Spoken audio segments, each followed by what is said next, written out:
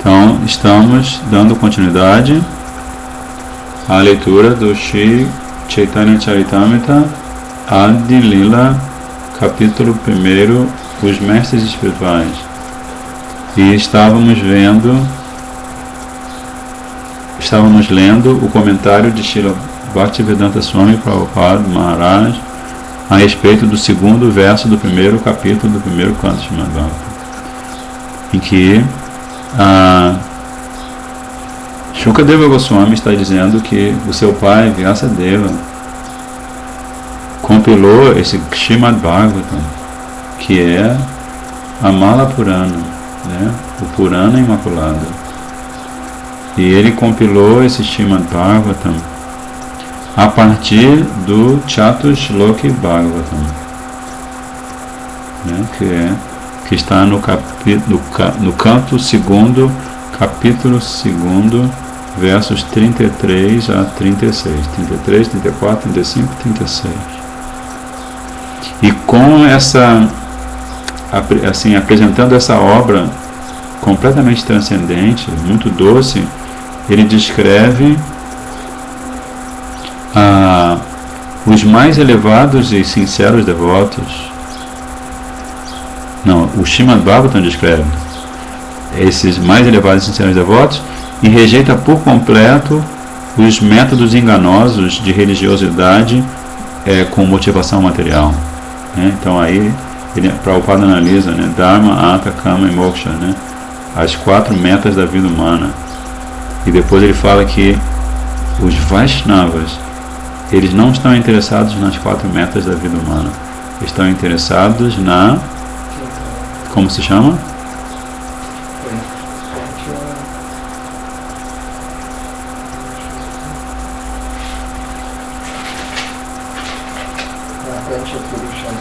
Pancha Purushata. Pancha quer dizer 5, Purusha quer dizer o ser humano, e Artha, a meta.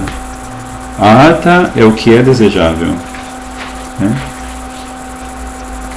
Por isso que quando a gente está praticando o processo de Bhakti, a gente passa por uma fase chamada Anartha Nivriti, porque a gente vai, nessa fase, a gente limpa o coração daquilo que não é desejável, que são os 6 inimigos, as ofensas, a sede de prazer material, né, as fraquezas do coração.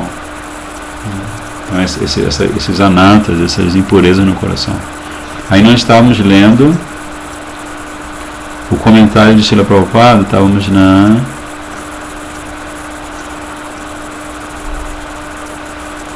aqui. Prabhupada vai contar uma história falando sobre os poderes místicos dos yogis. Prabhupada diz que esses poderes místicos, esses siddhis, Ashta Siddhi, né, Mahima Siddhi, Lagima Siddhi, Anima Siddhi, né? Tem o Mahima Siddhi, é o poder que o yogi tem de se tornar muito grande, e o Anima Siddhi é o poder que ele tem de ficar pequenininho, né? Ele tem outro Siddhi, que é o poder de tocar com o dedo na lua. Ele pode estar em qualquer lugar do universo, que ele chega assim e toca com o dedo na lua. São 8 poderes místicos, né? O outro é que ele pode se expandir em 8 formas iguais. Ele pode estar presente em 8 lugares diferentes, mas se expande em 8 formas iguais dele mesmo. Então são siddhis, poderes místicos. Mas Prabhupada diz que esses poderes místicos também são enredamentos materiais no caminho da compreensão espiritual. Aí ele vai contar a história de um erudito alemão que se tornou devoto na Índia, dizendo que a ciência material já havia feito progresso louvável na duplicação dos poderes místicos dos yogis. Srila Prabhupada está se referindo a um discípulo de Srila Bhaktivedanta Prabhupada, que Srila Bhaktivedanta Prabhupada teve discípulos na Alemanha e na Inglaterra antes de Prabhupada vir para o Ocidente, né? Que vieram 2 irmãos espirituais de Srila Prabhupada para a Europa, mas eles não ficaram muito tempo, não conseguiram dar continuidade à missão do seu Gurudeva no Ocidente. Ele, portanto, veio para a Índia não para aprender os métodos dos poderes místicos dos yogis. Entende isso?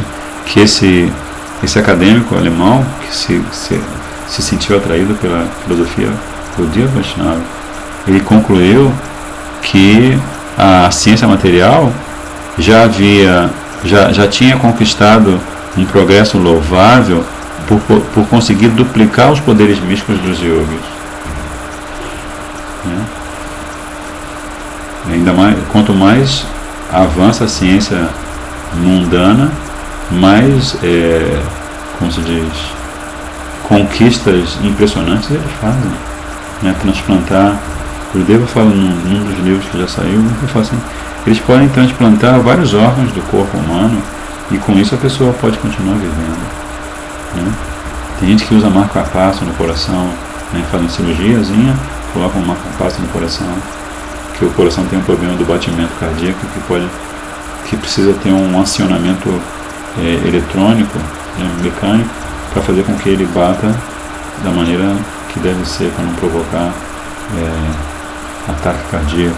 E assim por diante, milhares de invenções, tem a microcirurgia oftalmológica, eles usam umas peças mínimas de titânio e eles fazem uma incisão dentro do olho da pessoa e fazem coisas incríveis, tipo colocar a lente da catarata, Então, mas enfim, por isso ele veio para a Índia, não para aprender os Astasiddhis, os poderes místicos dos yogis, mas sim para aprender o caminho do transcendental serviço amoroso do Senhor Supremo, conforme é mencionado na grande escritura Srimad Bhagavatam. É como o Dhruva Maharaj, quando Dhruva Maharaj viu Vishnu na frente dele, ele começou a chorar em êxtase e oferecer orações, e uma das orações que ele falou assim, eu estava atrás de cacos de vidro e você me dá a joia mais preciosa. Então esse devoto Vaishnava da Alemanha, nascido na Alemanha, ele está se dando conta disso, que tudo que existe na existência material é um monte de caco de vidro comparado com a Chintamani, com a pedra filosofal, a joia suprema da consciência de Krishna. Os poderes místicos podem fazer o yogi, com que o yogi fique materialmente muito poderoso. E deste modo, dá alívio temporário das misérias, dos sofrimentos de nascimento, morte, velhice e doença. Da mesma forma que outras ciências materiais também podem fazer isso. Mas esses poderes místicos jamais poderão ser uma fonte permanente de alívio para esses sofrimentos. Portanto, segundo a escola Bhagavan, nós estamos aqui no Hridaya Mandir, a gente pode botar ali na entrada assim, escola Bhagavan, que quando o Prabhupada veio para o Ocidente, o primeiro nome que ele queria dar para a missão dele era Escola de Brahmanas, porque ele sempre explicou que na sociedade ocidental tudo estava presente, os kshatras, os guerreiros, os políticos, os vastas, com certeza, que é uma sociedade capitalista, e os shudras construindo grandes cidades, mas estava faltando a cabeça da sociedade, que são os brahmanas, que pensam nos valores do ser humano, para o ser humano se desenvolver espiritualmente. Por isso que ele queria chamar a sua sociedade de Escola de Brahmanas.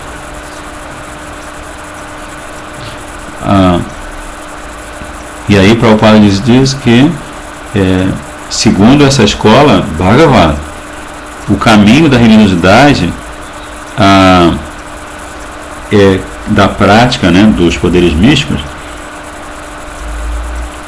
também é o método de enganar os seus seguidores. Na Gita, Krishna define bem claramente que o mais elevado e poderoso yogi místico é aquele que pode constantemente pensar no Senhor Supremo em seu coração e ocupar-se no serviço amoroso do Senhor. Como, por exemplo, na história de Durvasa Muni e Ambarish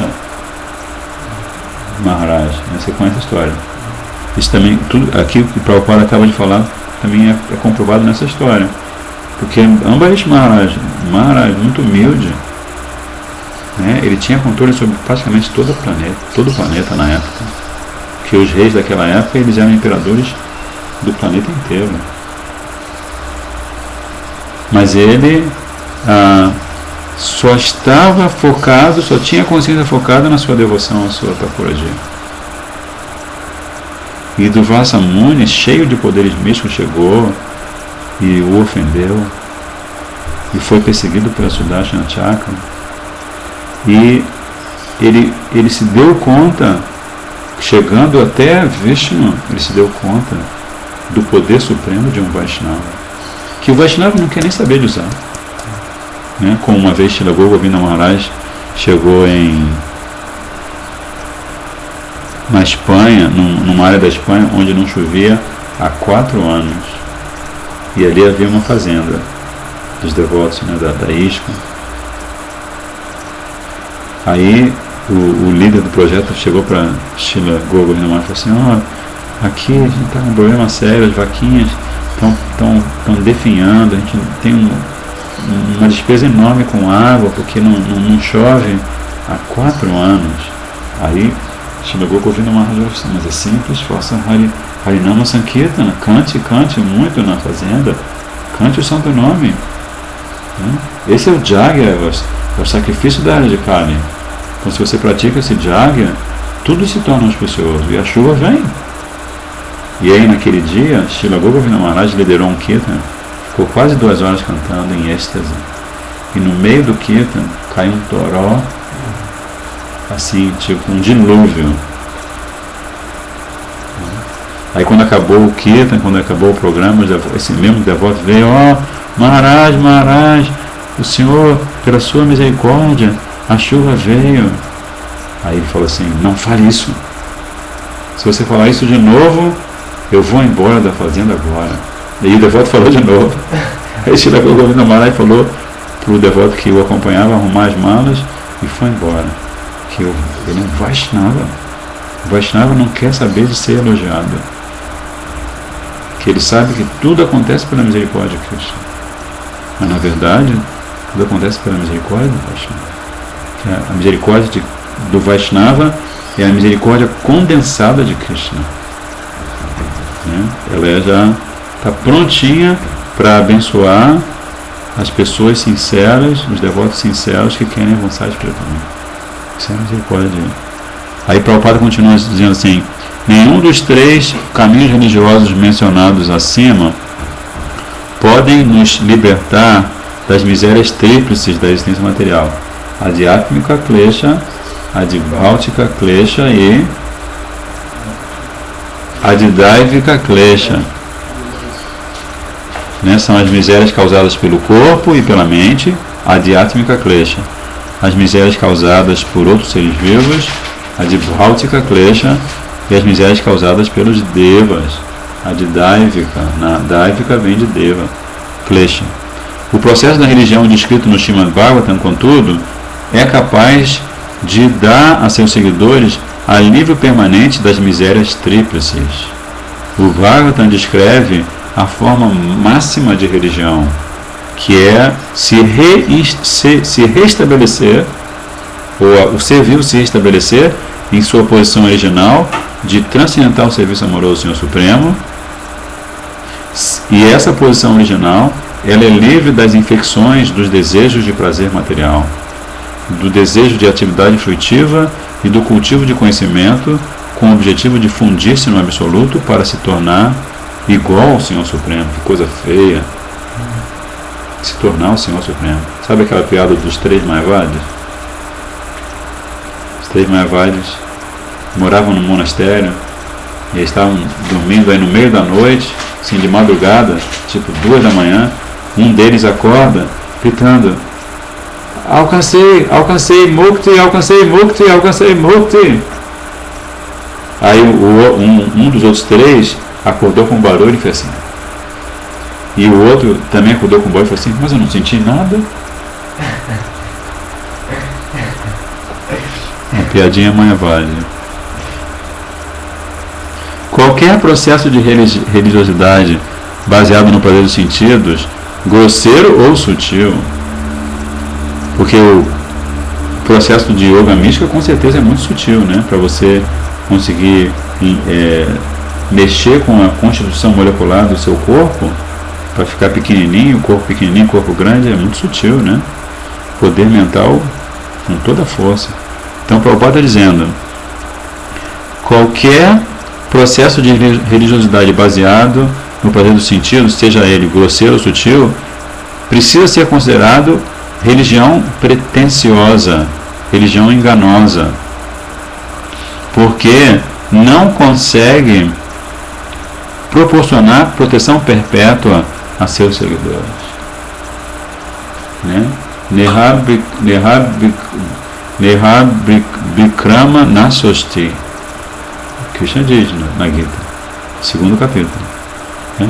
Que se você pratica a consciência de Krishna, mesmo que você esteja no começo da sua consciência de Krishna, praticando sadhana bhakti, mesmo que seu coração ainda tenha muitos anatas, mas você está praticando a consciência de Krishna, sendo orientado pelo seu Gurudeva, tudo aquilo que você acumula de mérito, né, de sukriti, você nunca perde. Você vai nascer e morrer, mas você não perde, a não ser que você cometa ofensa a um Vaishnava. Senão você nunca perde. Então Prabhupada continua dizendo: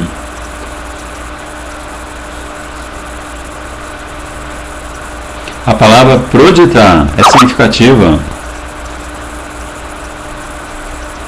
O Prabhu não entendeu a piada.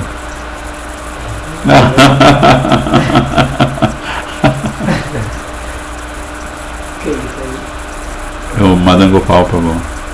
Você não entendeu a piada, Prabhu? São 3 Mayavadis. Qual é o conceito do Mayavadi? O Mayavadi, ele pensa que todos somos a mesma coisa, que todos somos Deus, né? Que essa coisa de alma, de individualidade, tudo isso é ilusão. O mundo, tudo é ilusão. O mundo é ilusão, a forma de Deus é ilusão. Nós somos Deus e Deus é impessoal. Então, um dos Mayavadis acordou gritando: alcancei Mukti, alcancei Mukti. Aí o outro acordou, ficou chateado porque estava no meio do sono, não quis nem saber do que o outro estava falando, e o terceiro acordou e ficou só assim: mas eu não senti nada, né? Que se todos somos um, né? Eu me lembro que às vezes a gente brincava, vem alguma pessoa no tempo falando filosofia Mayavadi: não, todos nós somos um, eu sou Deus, você é Deus. A gente brincava assim: então me dá o seu carro, me dá o seu carro, passa a sua conta para a conta do templo, Hare Krishna. Todos somos um, né? Então o que é seu é meu, o que é meu é seu. Mas enfim, aí Prabhupada, ele está dizendo, ele está analisando a palavra proditar, que você tem primeiro a raiz pra, que significa completo, e udita significa rejeição. Então, Dharma proditar, Bhagavatam,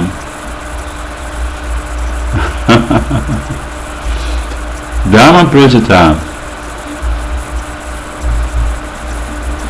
que Srimad Bhagavatam já começa rejeitando o Dharma mundano, ou a religiosidade que você pratica com algum interesse egoísta, né? E aí depois, a religiosidade sob a forma de atividade fruitiva é diretamente um método de prazer dos sentidos grosseiro, ao passo que o processo de cultivo de conhecimento espiritual, visando a tornar-se igual ao absoluto, ou fundir-se no absoluto, é um método de prazer do sentido sutil, porque você tem um conceito de Atma, né? O impersonalista, ele tem um conceito de Atma. O budista, né? O budista que está tentando se fundir no vazio, né? Esse também tem um conceito de Atma. Algumas das ramificações budistas têm. Então todas essas religiões falsas, farsantes, baseadas em prazer dos sentidos grosseiro e sutil, todas elas são completamente rejeitadas no processo de Bhagavad Dharma, ou a religião transcendental, que é a função eterna do ser vivo. Nitya Dharma, aquele livro, né, que já se esgotou, né? Função eterna da alma. Bhagavad Dharma, ou o princípio religioso descrito no Srimad Bhagavatam, do qual a Bhagavad Gita é um estudo preliminar, destina-se às pessoas liberadas da maior categoria. da maior estirpe, que atribuem muito pouco valor ao prazer dos sentidos da religiosidade farsante. É o que Mahaprabhu está falando na canção Udiloaru na Purabhavagi Dvijamani Pura Amanjaya. Está dizendo que de manhã cedo, em Udiloaru, quando aparecem os primeiros raios do sol, Dvijamani Gora Amanjaya. Dvijamani, que Mahaprabhu é a joia entre todos os Dvijas, todos os nascidos duas vezes, todos os Brahmanas. Ele é filho de um Brahmana perfeito. Como é o nome do pai dele? E da mamãe? Shatidevi, né? Então ele aparece como um Brahmana e Krishna aparece como um Vaishya, né? Krishna é um super Vaishya. O pai dele é muito próspero, tem muita seda, muito ouro, muitas vacas, né? Então Krishna não vem pregar. Ele prega um pouquinho no Mahabharata de vez em quando, né? Tipo Bhagavad Gita, meia hora. Se diz que ele falou o Bhagavad Gita em meia hora para Arjuna. A conversa durou meia hora. Agora vai entender como é que aquela conversa, 700 versos, aconteceram em meia hora, né? Sem contar a manifestação da forma universal. Mas Mahaprabhu ele aparece como um Brahmana, é um grande pregador. Então, a primeira e a mais importante preocupação dos trabalhadores frutivos, dos elevacionistas, dos gyanis, dos filósofos empíricos, dos empiristas e dos salvacionistas é elevar sua posição material. Mas os devotos de Deus não têm esses desejos egoístas. Eles servem ao Senhor Supremo apenas para a satisfação do Senhor Supremo. Se lembra quem estava conversando sobre outras expressões religiosas, né? Em que você vai praticar uma certa denominação religiosa porque você estabelece um relacionamento com Deus pelo qual Deus te dá alguma satisfação, né? Deus é Pai. Então qual é a função do Pai? O filho tem 50 anos de idade, liga para o pai: pai, torrei toda aquela grana que você me passou aquele mês passado, né? Tem filhos assim, né? Que dependem do pai até a hora que o pai parte desse mundo. Aí o pai deixa uma herança e eles tomam a herança do pai. Né? Então esse é o conceito, né? O conceito de 99,9% das denominações religiosas. Isso é a verdade, né? Eles estão se aproximando de Krishna pedindo alguma coisa, não dando.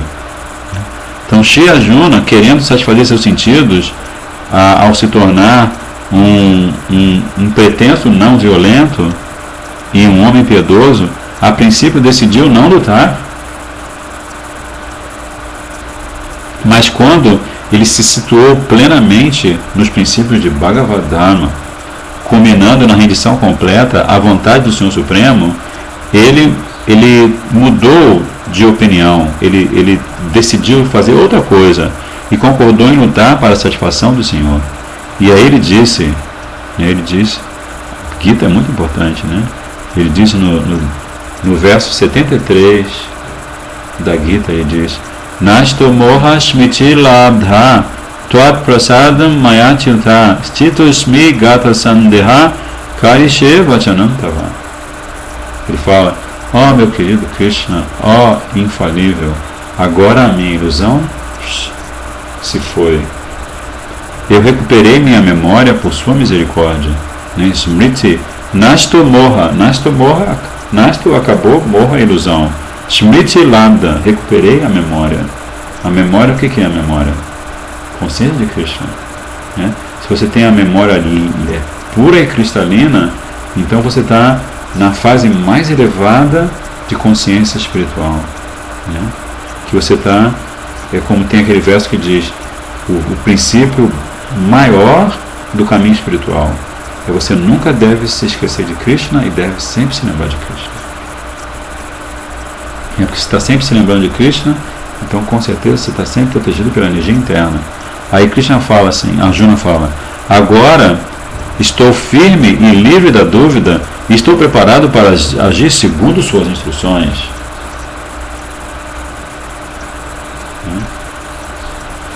Essa é a posição constitucional do ser vivo. Então, é a posição constitucional do ser vivo estar em sua consciência pura, ter esta consciência pura. Qualquer processo, qualquer pretenso processo religioso que interfira com esta posição espiritual inadulterada do ser vivo, com certeza, necessariamente é tido como um processo enganoso de religiosidade. A verdadeira forma da religião é o serviço amoroso e espontâneo a Deus. Este relacionamento do ser vivo com a absoluta personalidade de Deus é em serviço, é eterno. Relacionamento em seva é eterno. E esse seva começa como? Guru Seva, né? Goura Seva, Guru Seva. Como Narottam Das Thakur, Srila Bhaktivinoda Thakur, eles explicam: se você serve a Mahaprabhu com uma atitude de dácia, né? Eu sou servo eterno de Mahaprabhu, o que ele faz? Você vai um dia mergulhar na Ganga em Navadvip, e quando você sair da Ganga, você vai sair no Manasi Ganga, ou no Radha Kunda. Você vai lá para um lado, olha para o outro. Você está na Bengala Ocidental, que fica a 3 horas de voo, mais ou menos, 2 horas de voo de Delhi, que é perto de Vrindavan, e de repente você mergulhou no Ganges, e quando você sai no Radha Kunda. Misericórdia de Mahaprabhu. Você se torna um servo perfeito de Mahaprabhu, então Mahaprabhu te coloca aos pés de lotos de Radha Krishna, orientado pelo seu Guru Deva.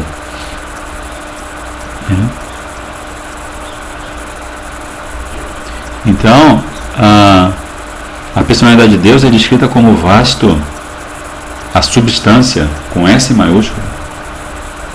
E os seres vivos são descritos como Vastavaha, ou as inúmeras amostras da substância na existência relativa. Interessante, né?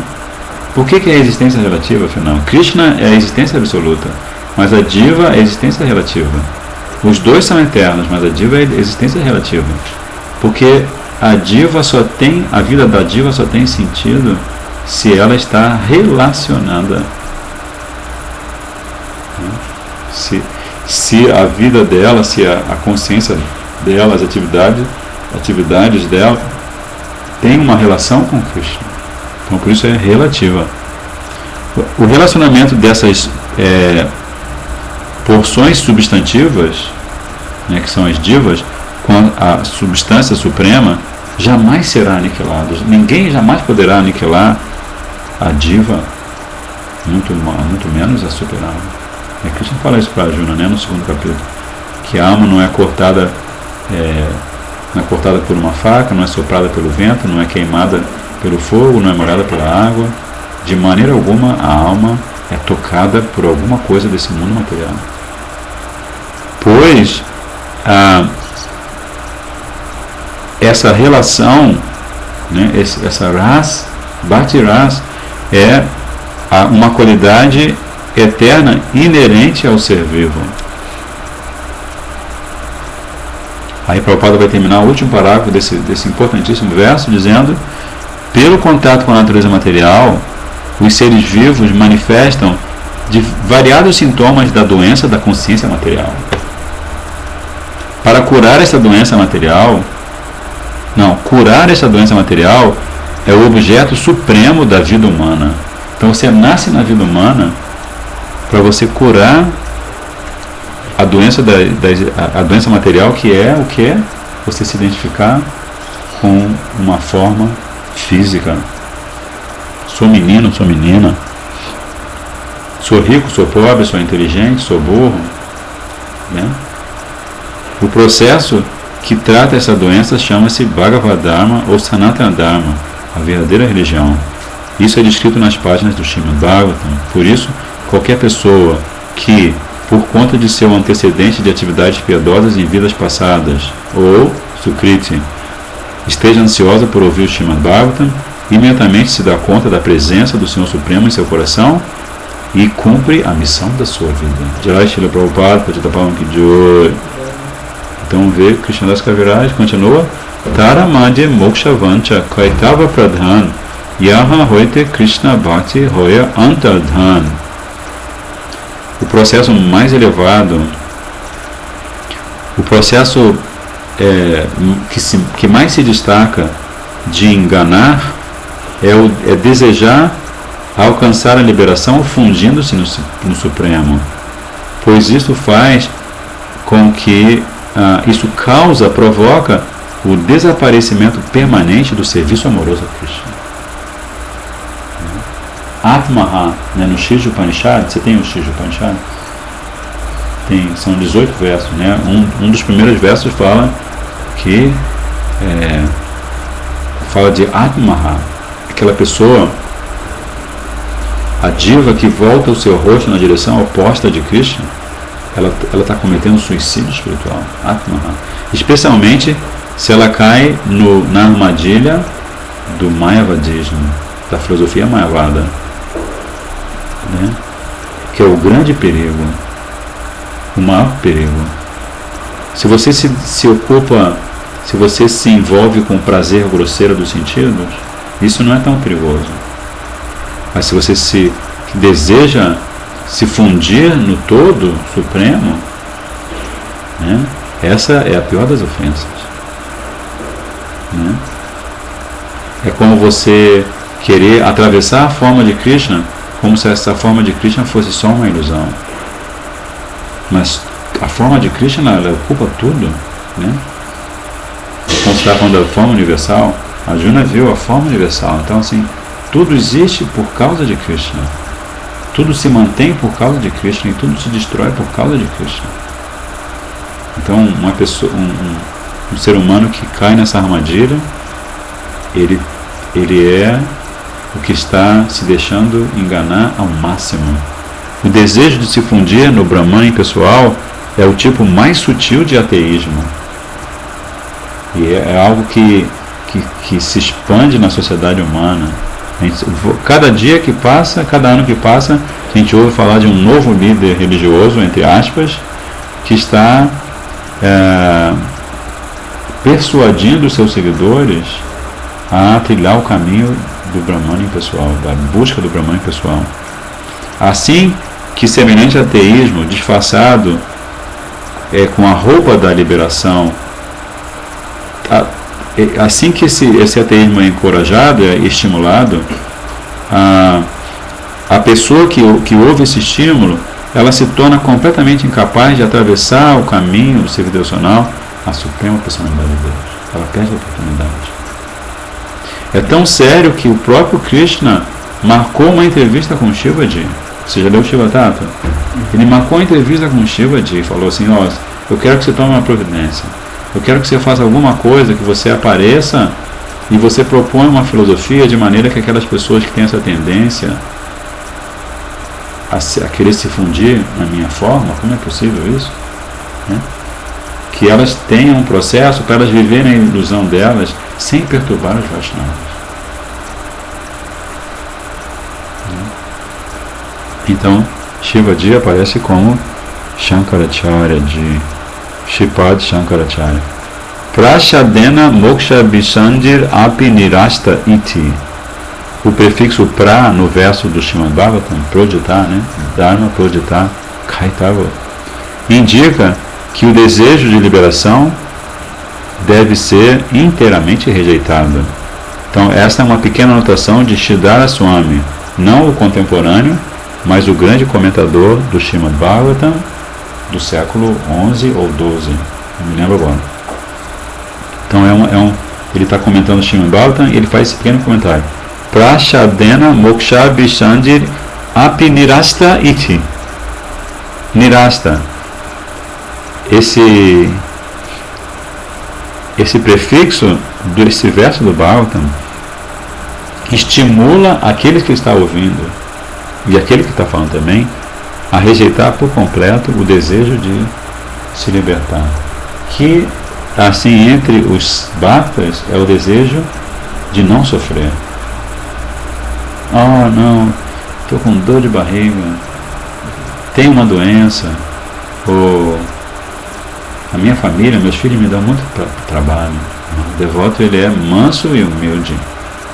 Ele fala, Nadanam najanam nasundarim kavitam va jagadisha kamae mama janmani janmanishwar shore bhavata bhakti ahaitu kitoi. Esse é o que Mahaprabhu explica. Esse deve ser o desejo do Vaishnava, do sadhaka, né? Nadanam najanam nasundarim kavitam va jagadisha kamae. Kamae, ó Jagadisha, ó Krishna, o meu desejo é não ter isso, não ter aquilo, não ter aquilo, não ter aquilo, não ter reconhecimento pelo que eu faço, nada não ter riqueza, nada não ter seguidores como uma bela esposa, discípulos e assim por diante, não ser reconhecido como um grande pandit, né? Kavitam Vajagadisha, não quero entrar numa academia de letras e receber o título de acadêmico da academia, né, uma cadeira cativa, ser um imortal, né, como tem no Brasil, a Academia Brasileira de Letras. Não quero reconhecimento. É como Srila Gurudeva, Srila Bhaktivinoda Thakur escreveram 100 livros. Srila Prabhupada em várias ocasiões falou assim, tudo isso, todos esses livros, quem está escrevendo realmente é Krishna. Pela misericórdia do meu Gurudeva, Krishna está escrevendo Srimad Bhagavatam, o Néctar da Devoção, esses livros lindos de Srila Bhaktivedanta Swami Prabhupada. Então nós vamos parar no verso 94. Amanhã, domingo, né? Amanhã também o Chaitanya Charitamrita é a nossa ambrosia diária, né? Toda vez que a gente tem a oportunidade, se Guru e Gauranga nos permitem, nós lemos o Shri Chaitanya Charitamrita. Então vamos encerrar agora. Hare Krishna, Krishna Krishna, Hare Hare, Hare Rama, Rama Rama, Hare Hare, Hare Krishna, Krishna Krishna, Hare Hare, Hare Rama, Rama Hare Hare. Jai Nitai Gauranga Mahaprabhu, Giriraj Maharaj, Radha Vinod Bihari Jiv Ki Jai, Radha Madhava Jiv Ki Jai, Radha Govinda Jiv Ki Jai, Radha Raman Ki Jai. Vanchakalpatari Vacha, Kripa Sindhu Vacha, Pachitanam Pavanibhyo, Vaishnavebhyo Namo Namaha.